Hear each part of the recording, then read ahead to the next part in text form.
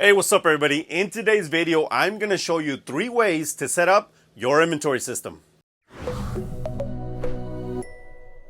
Inventory systems are a must. If you don't have a good one already, you should get one. This is what you're here for.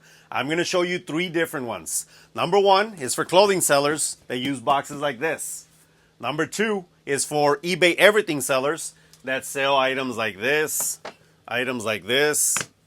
or this, and use big bins to store their product. And the third one, I'm not going to tell you. You got to stay to the end to check it out. It's super cool. In order for you to build a good system, you have to understand how it works from point A all the way to point Z. So we're starting in point A. This, everything you see here is point A. It's called the processing room. And this is a pro tip for all of you guys. If you don't have a room that you call a processing room, a work room, my office, whatever the case, you need to do that. You can't call it a bedroom. You can't call it my sister's room. You can't call it my kid's room, because that mentality has to go away. You have to take yourself seriously, and you have to take your business seriously in order for other people to take you seriously. Let's get started. So we're in the processing room. Let's just assume that I bought all this merchandise already. And first, I have to put it in sections. For example, these are ready to shoot. This is all my glass or the breakables. Anything from here on is ready to shoot, meaning ready to take pics. This is also ready to shoot. These are all the hats, the DVDs or Blu-rays, and then these are purses or small items. And then I have clothing right here as well. This is ready to shoot. This actually comes from back there. This is the closet where I put everything. That is not ready to shoot. That is part of my day tomorrow. Now, if you notice here, I put things in batches. These are all the hats. These are all the movies. And they're all in similar batches. What you want to do for any system to work is that you want to focus.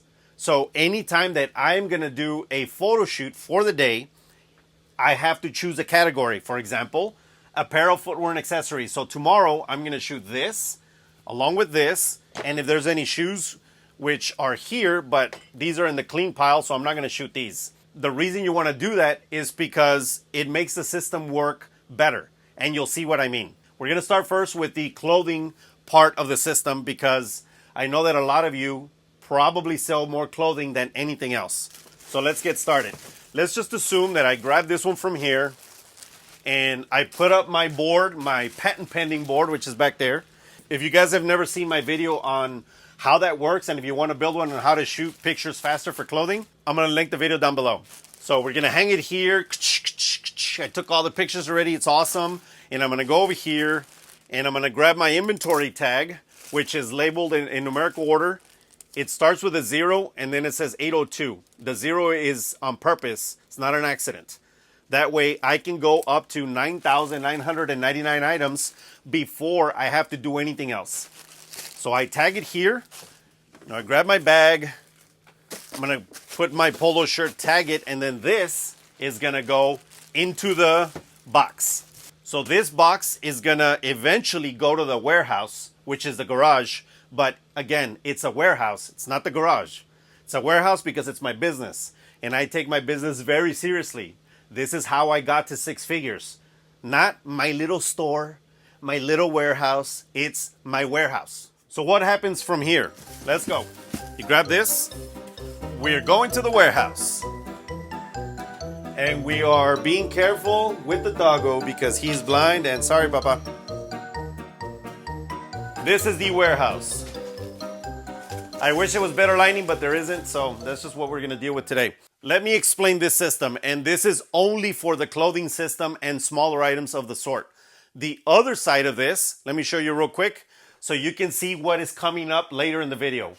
That is different. That is for hard goods, and that is way different than when you're storing clothing. But let's start with clothing, like I said. These are all the shelves that I have for now, and it fits a ton of clothing. This is how it starts. It starts from down here. This is how your storage starts. The bins start from 0001, and then they go back. And then they start from the front again of the next box, and then they go back. So they're going to go in a snake formation. The snake goes like this, and then from here, it goes up to the top right. So once you go all the way left, you go to top right. all the way left, top right. And let me be very specific because look, I know that some people are going to see this and say, well, I'm not an idiot, I got it. Well, I've worked retail for a long time, and trust me, I taught a lot of people this, and they're like, oh my God, what happens, and where does this one go, and this one is, no, and the numbers, and and they get all jumbled. It's like, it's very simple. Just think. The first number starts here, it goes backwards. Then it starts here again, it goes backwards. Starts here again, it goes backwards. Now what? You go to the next one. And then from this one, this is the last one in the series here. Now what? Because we need to go to the next shelf.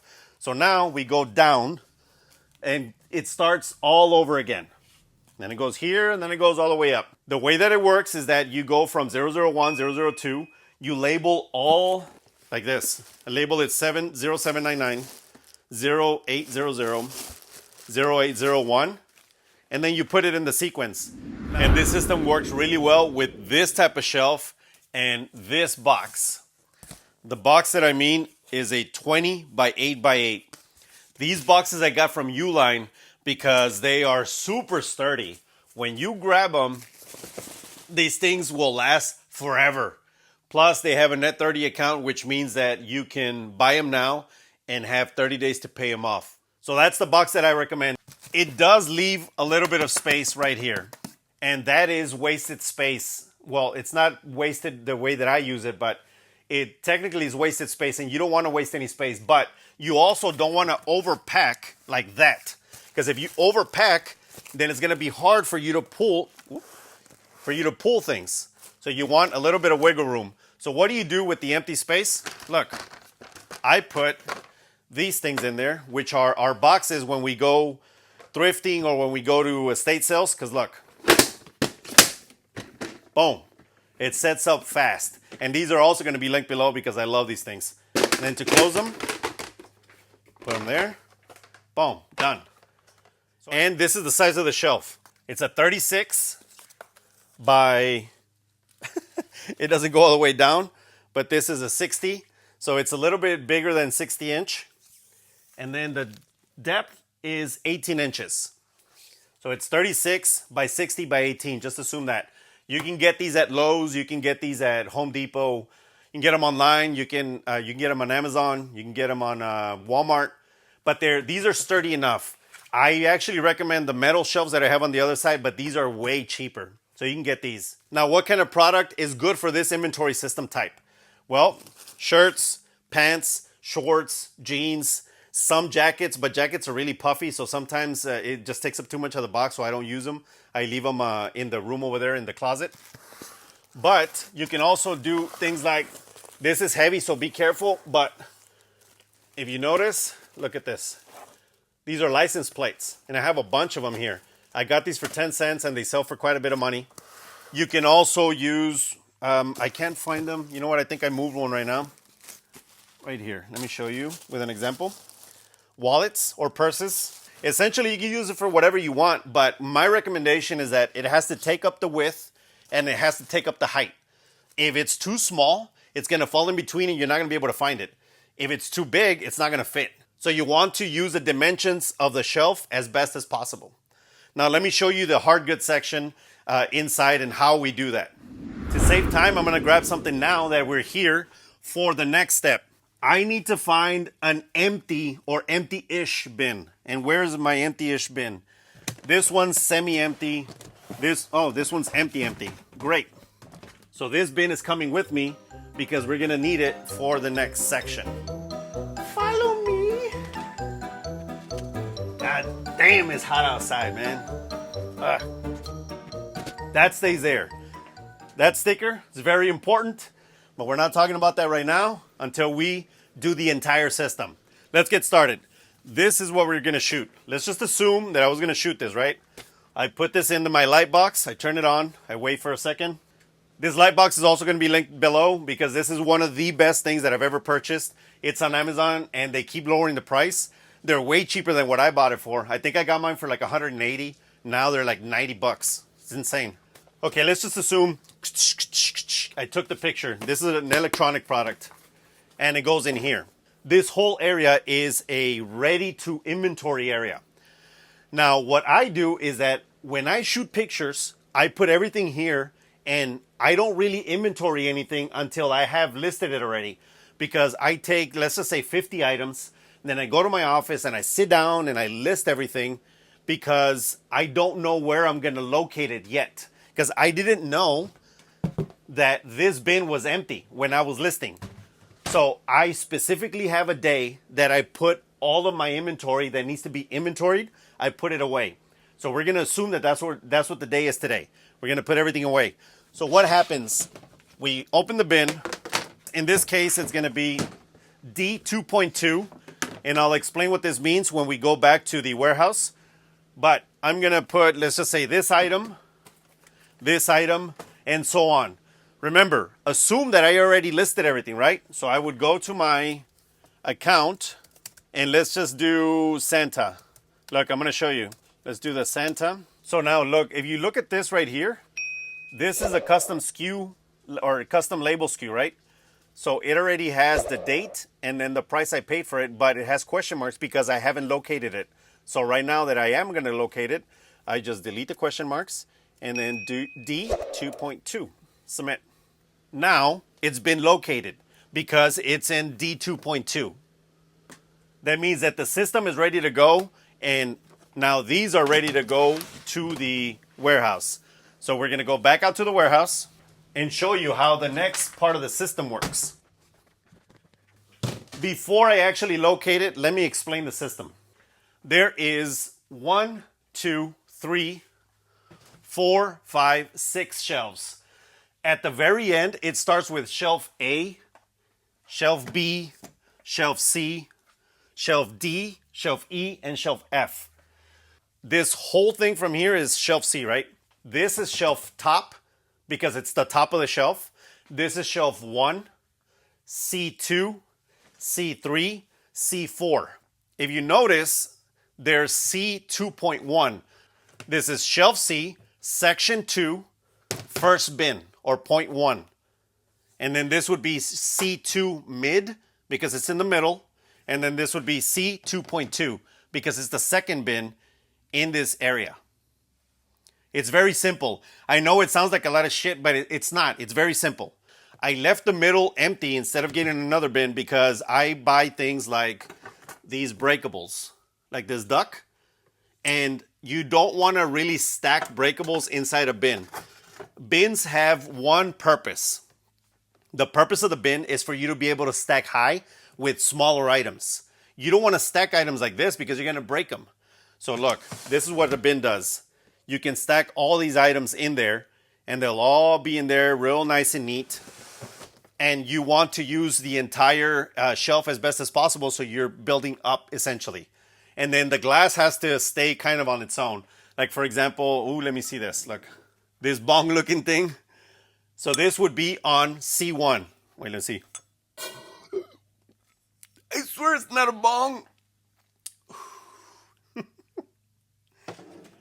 So again, this would be C1, C2, C3, and you do the same thing for everything else. D, E, and F. Now, is this too cramped? Yeah, this sucks for sure. Because look, when I pull this out, I can't do it at the same time, right? But, I mean, why am I going to be doing this? I'm not going to be doing that. So, it works out just fine. It gives me a lot of space, and this is the amount of space that I need. I wish I could be doing cartwheels and dancing here, but it's unnecessary. Okay, and I've got this question a ton of times. Damien, why don't you use banker boxes or something else? These things are super expensive, and which they are. I think these bins now are like $12 a piece. And I don't use shitty bins. Let me take the lid off. Oh, here, cameraman. These are Sterilite bins. If you're going to get bins, get good bins. Don't get the shitty ones. Shitty bins break. These things I've had since like 2015. And look, when I pull them, I can do whatever I want to them and nothing happens. The banker's boxes, what happens? Oh, and then you have the handle right here because it's freaking cardboard. And I understand that they're like $3 or $4 or whatever, but I don't like that. Plus, the banker's boxes are usually smaller, so you're missing all this space. The only downside to these bins is that they're tapered. So they start fat at the top or bigger at the top, and then they go thinner towards the bottom. The bins are for small items so that you can stack higher and fit more items into this. The outside is for bigger items. I have items like this. This is a cloisonne vase. It's a big ass vase. And I have it here. All the glass is pretty much out, and everything else that can be in a bin is in a bin. Now, before we do anything else, let me explain this area as well. Those are all shelved, right? I have also a shoe rack. Shoes don't go in bins because you can scratch them, they can bend, the leather can go bad. There's so many things that can go wrong. And remember, you want to build up. You always want to store upwards, because if you store sideways, it's like when people build high rises. Why don't they just build one floor and just make it real wide? Well, because it's more cost effective to go up, because you buy one little area and then you build a high rise. That's why it's called a high rise. So it's the same thing we're doing here. I bought this thing at Walmart. It's super cheap, and it's actually super cheap, like it's in some Chinese crap, but you know, it works just fine. I pull it out whenever I need to. I look through it. Oh, what do we need? Oh, awesome. These are sold. They're Allen Edmonds. And I pick them up from here. That's it. It's a super simple way to do this. And this area is for items that are large or heavy or that are not online that I can sell locally. This was another example. This thing weighs about 90 pounds. That is heavy. And look.